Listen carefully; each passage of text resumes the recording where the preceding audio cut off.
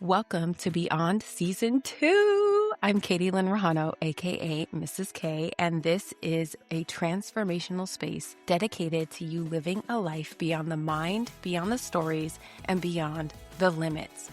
In this very first episode, we are diving right into the woman you came here to be, because we don't swim in shallow waters here at Beyond. We go straight for the stuff that creates real progress in real time. This is not about a framework or a 5-step plan. Those can be useful, and if you're anything like me, you've had plenty of them. But today we are starting with her, the version of yourself you can feel, but you cannot yet see. Because this place right here is where every lasting transformation must begin. One of my favorite quotes from one of my favorite books of all time, The Untethered Soul by Michael Singer, is, "Everywhere you go, there you are," which means your identity shows up everywhere and directly influences every single thing in your life.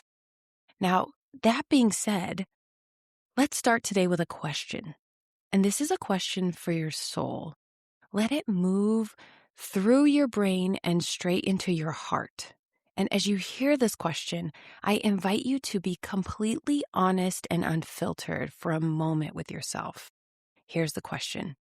Who would you be if you stopped performing for everyone, including yourself? As you heard and felt that question, maybe something got activated. Maybe you felt something in your body open up or maybe even contract. It's not because the question is new or you haven't heard some version of it before. It's more because the real answer has been sitting there in the quiet beneath all the doing and all of the tasks and all of the responsibilities for longer than you might like to admit. 13 years ago, this question pierced my soul and seemed to come out of nowhere. And I'm going to share something with you that I haven't shared publicly before. When I was 27, I had 2 degrees, the credentials, the mortgage, the marriage, and what I thought was the quote-unquote right plan. Then one day, I was sitting in my car outside of a couples therapy session with my then husband, ironic given that I was already a licensed therapist at that time. And I caught a glimpse of my reflection in the rearview mirror. And when I tell you, I locked eyes with myself and I did not recognize her. I mean, I knew it was my reflection, but I saw myself for the first time in a way that haunted me. I literally froze in that moment because I looked completely fine. I was put together, I had my makeup done, my hair was done, but what really shook me was in that moment, I felt totally empty and completely hollow. It was clear that no amount of makeup, clothing, or external performing could cover up the fact that my inner light was gone. The enthusiasm, the joy, and the love for life that I had walked with for most of my younger years was nowhere to be found. I had spent 7 years of my life at that time becoming the woman I thought the world needed me to be. I got the degrees, I got the certifications, I got the house, I got the family, all of it in a really short period of time. And not once had I asked myself the question that actually mattered. Who is the woman I actually want to become? That moment was the beginning of what I now call the first redesign.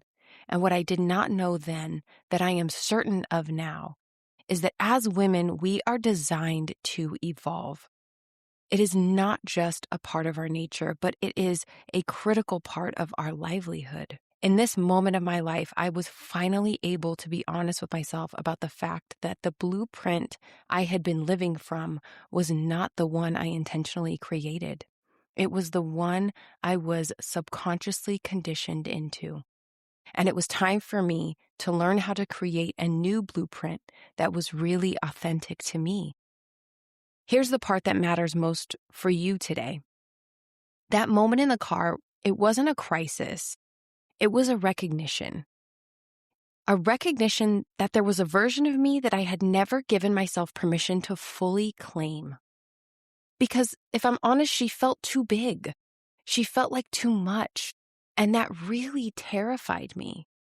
The real, true me had been waiting there, quietly and relentlessly with a kind of certainty that only comes from something that is already real and just simply hasn't been acknowledged fully yet. That woman, the woman who knows there's an unrealized, powerful, and incredible version of herself just waiting for permission to be brought to life now, that woman is who this podcast is built for. And if that woman is you, you are in the right place, because we are taking time today to take the first step into bringing that authentic version of you to life right now. As I embarked on my own journey of transformation, I couldn't help but find myself in rooms with other brilliant, accomplished, spiritually sophisticated, intelligent women and wonder why would so many of these women who are so capable find themselves at exactly this moment of questioning everything, this moment of living a life they feel they should be grateful for, and yet their life feels so empty, uninspiring, or it just doesn't flat out fit anymore. And even more so, why so many women keep arriving here again and again, regardless of how much personal development work, how much plant medicine, or how much therapy they do. After 22 years of working at the intersection of human psychology, neuroscience, and transformation, along with my own personal journey in transformation, because, God believes that if I'm going to talk it, I need to walk it, and I have walked it. Here is what I know with complete certainty. You do not have a motivation problem. You do not have an intelligence problem. And you definitely don't have a strategy problem. In fact, you don't even have a mindset problem. The real problem is an identity problem. And here's what I mean. At some point in your development, early on in your life, usually in response to a very real need for safety, love, or belonging, you ever so intelligently constructed a version of yourself that helped you to survive. You did the smart thing, and you did the necessary thing. You adapted, and so did I, until I realized that adaptation eventually came at a very high cost. The cost of disregarding my true self and all of her desires and all of the time I spent being her, all of that was what came to my awareness when I sat with this realization.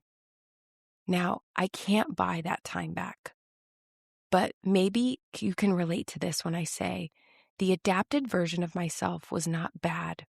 She was competent, she was composed, she performed beautifully under pressure, she got results, and she was rewarded with validation and opportunities and belonging and maybe even accolades for all of it.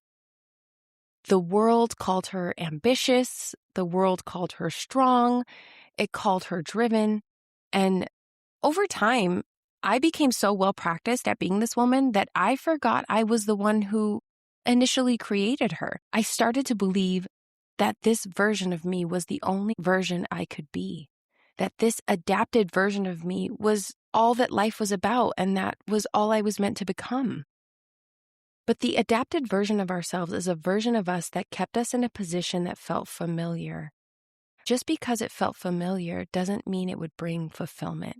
And I know that in this season of my life, I lacked true fulfillment. The adapted version of you, she is the armor. She is the survival strategy. She is extraordinary at what she was designed to do, which was to keep you safe in a world that in certain moments in your life felt deeply uncertain and unsafe. The problem becomes clear when we realize we are not in those past circumstances or environments anymore, and yet the adapted version of us is still running the show. And this is what I call the identity reality gap, because there's two versions of you here.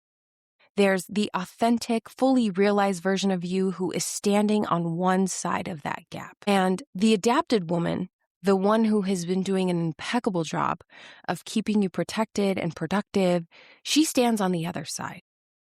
They face each other, and the distance between them, that's the space where the disconnect lives. It's where the maladaptive patterns show up. It's where the bone-deep exhaustion, the insecurity, the resentment, the rumination at 12 a.m. questioning every conversation and interaction.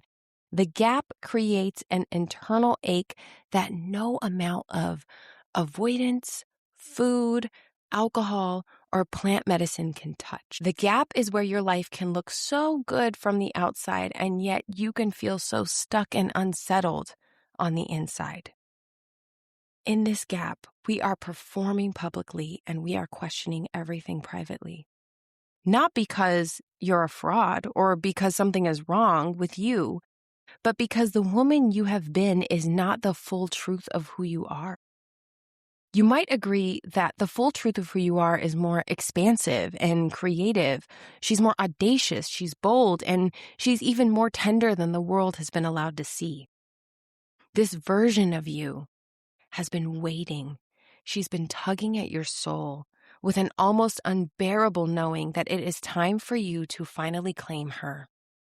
So, what now? This season of your life invites you to answer this question. And not only have I walked with myself through these seasons of transformation, but I have walked with thousands of incredible women who reach the point of knowing they have outgrown their old adapted identity and a new, more authentic one is begging to be created. It can feel disorienting, confronting, and in moments you might even wonder, am I crazy? But here's the thing I need you to understand about what to do next. We do not start in the past. We start in the future. We do not begin by excavating where the pattern came from. We do not try to understand how you got here, review the traumas, or dissect your attachment style. We start with the woman you are becoming, because the only thing powerful enough to make the excavation of the past fruitful is the inspiration and connection to the woman you know you are becoming. The identity that is so fully expressed, she loves life out loud and life loves her right back even louder. You cannot dismantle what you cannot see beyond. Imagine demolishing your current house without having a blueprint for the home you intend to build. Like, what a mess of rubble and uncertainty that would create. You design the blueprint for the new home before you demolish or renovate the existing home, and your identity works the same way. The new identity has to be visible first. You've got to be able to see it and feel it and taste it and smell it. In Beyond, this is phase 1 of what we call the RED method.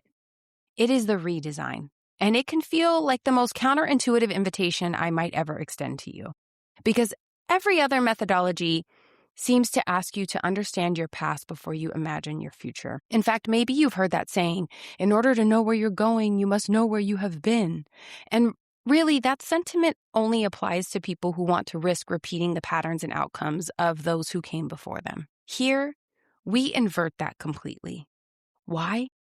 Because it is the surefire way to collapse time and create sustainable transformation.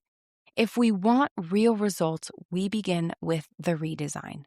The RED method, redesign, excavate, disrupt, is the framework of Beyond. And in season 2 of this podcast, I will be walking you through all of it because you are not alone in this process. I am here with you, and so are thousands of other women who are committed to being the most powerful and authentic versions of themselves. Today, we begin with the redesign, the design and the declaration of the woman you are becoming. In the upcoming episodes, we will excavate everything that has been preventing you from creating and embodying the truest version of yourself. And then we will disrupt the adapted patterns with the kind of action that compels you forward and brings possibility into the present. But none of this works, and none of it becomes permanent or embodied if we skip the first step of designing and declaring the woman you are becoming. Now, the declaration is not a vision board exercise. It is not a goal-setting practice.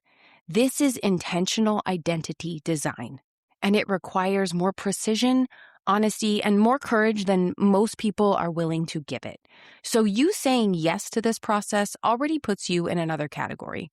It puts you in the 1% of women who are done settling, done conforming, and done outsourcing their personal power for the sake of keeping other people comfortable. Let me tell you what precision means in this context. I do not mean a vague intention like, I want to be more confident or I want to feel free. There's nothing wrong with these statements, but I'm talking about a declaration so specific that your nervous system, your schedule, your inner dialogue, and your emotions begin to reorient around it. I am inviting you to get specific in declaring the way she handles a boundary, the way she spends a Tuesday morning, the way she relates to the ones she loves and even strangers, the standards she holds for herself and her space when no one is watching and she is no longer performing. This level of specificity is what makes this a true redesign and not just a daydream. I'd like you to do something with me right now. This is not a meditation or a visualization. This is a specific exercise that might feel slightly uncomfortable if you are doing it correctly. I want you to think about the woman you're becoming. Not a better, more polished version of the woman that you have been.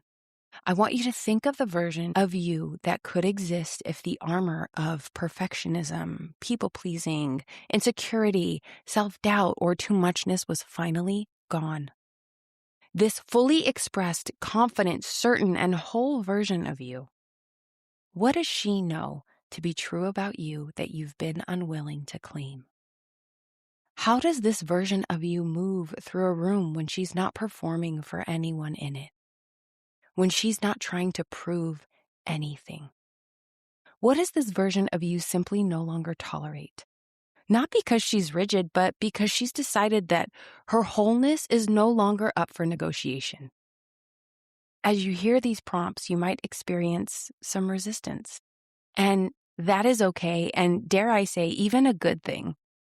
That resistance is not a sign that you are doing this wrong or that this isn't the right process for you. That resistance is the identity-reality gap showing up in real time. It is the space between the woman you have been and the woman you are becoming.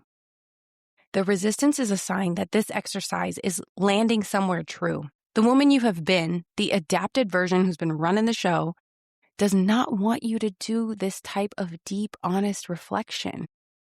Not because she doesn't love you, but because if you can see the real you clearly enough, with enough specificity and enough tenderness, you will no longer require the familiar armor in the same way anymore.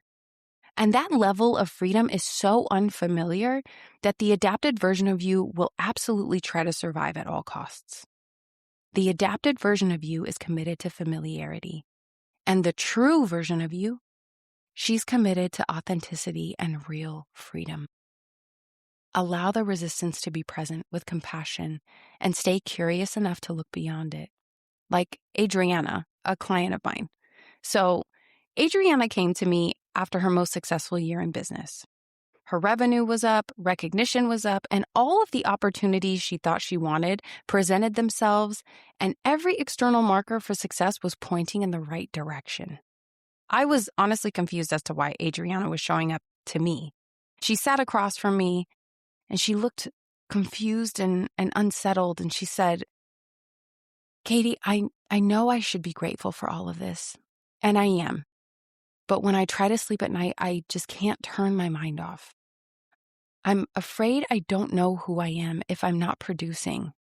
And worse, what if I stop producing and my life falls apart? When Adriana shared this so vulnerably with me, I really felt it because I've been there too. Does what she shared resonate with you on any level? That incessant and relentless pressure to perform coupled with the anxiety of potentially losing it all. That is a very real thing. If you are an ambitious woman and are created for a purpose, I would suspect some version of this lives in you too. Adriana and I spent 3 entire sessions together, not talking about her business, her past, or her patterns. We only focused on the woman she was becoming. We designed this woman with such specificity. Her posture, her relationship with her own calendar, her inner dialogue, her language, her emotions, her non-negotiables. And by session 3, Adriana could feel a physical difference in her body when she imagined this woman that she is becoming versus when she imagined the woman she had previously been. even her husband and her kids commented positively on how different it felt to be around her. That felt sense in Adriana's body is not a metaphor or a hallucination.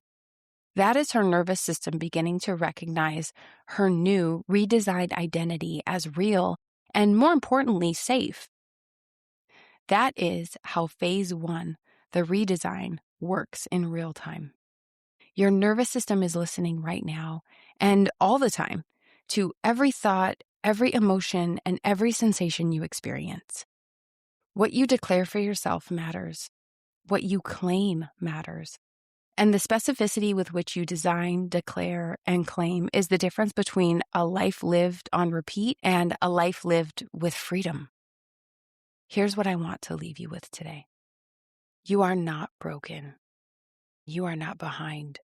And you are definitely not failing at the inner work just because you might still find yourself repeating patterns and experiencing circumstances you have intellectually understood for years.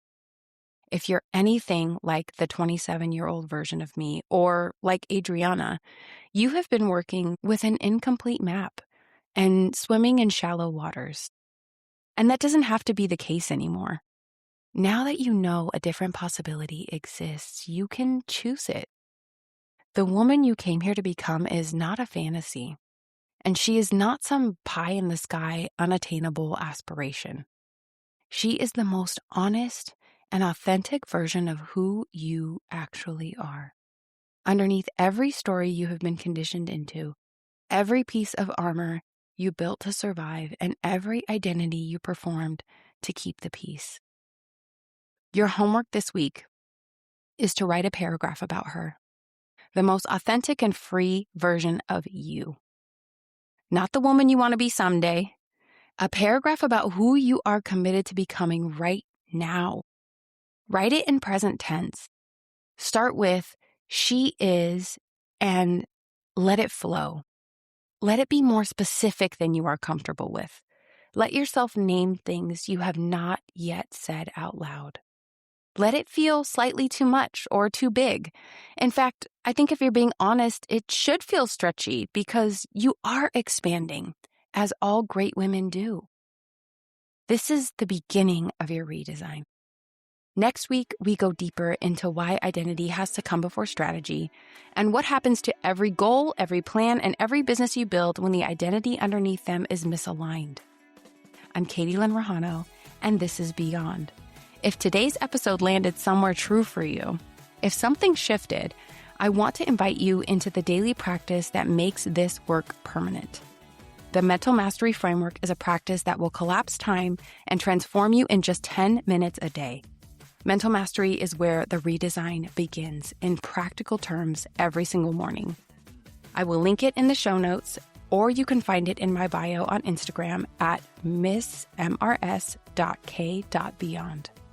If you completed the redesign exercise from today's experience, send me a DM and let me know what you realized or how you felt as you completed it.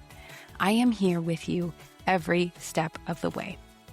Before you go, make sure you are subscribed to the podcast so you can keep experiencing results, and share this episode with the woman in your life who you want to see win alongside you. Have an incredible day, and I will see you soon for the next episode of Beyond.